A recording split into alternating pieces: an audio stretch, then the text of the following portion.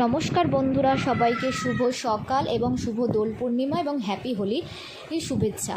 তো দেখো, এখন আমি এখানে রঙগুলো, রঙ না আবির, এগুলো সব দুষ্টুর আবির। তো আমি আবিরগুলো নিয়ে এখন ঠাকুরকে পুজো দেবো। আমি প্রত্যেক বছরই হোলির দিনকে, মানে হচ্ছে দোলের দিনকে, ঠাকুরকে আগে ফুট করাই আর মঠ আর পায়ে আবির দিয়ে পুজো দিই, তারপরে সবার সঙ্গে গিয়ে রঙ খেলি।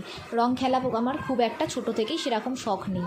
এবছর তো রঙ খেলবই না, জানো সবাই যে আমার হচ্ছে একটা ছোট্ট বেবি আছে, তাই জন্য আমি তো একদমই রঙ খেলবো না আর আবিরও খেলবো না। আমি আবির খেলতে ভালোবাসি, কিন্তু এবছর আবির খেলবো না। কিন্তু আমি রঙ মাখতে ছোট্ট থেকেই খুব একটা পছন্দ করি না, মানে ওই ক্লাস 7-8 পর থেকে আমি রঙ খেলা একদম বন্ধই করে দিয়েছিলাম। কিন্তু বিয়ের পর যেহেতু সবাই খেলে, তাই জন্য সবার সাথে একটুখানি তাল মেলাতে আমিও খেলি। কিন্তু এবছর একদমই আমি রঙ খেলবো না। পুচকুর বাবা খেলবে, কিন্তু আমি কিন্তু খেলবো না, মানে আমাদের মাম্মামের কথা বলছি। আর হচ্ছে দেখো, এখানে আমি এখন সব সাজিয়ে পুজো দিয়ে নিচ্ছি।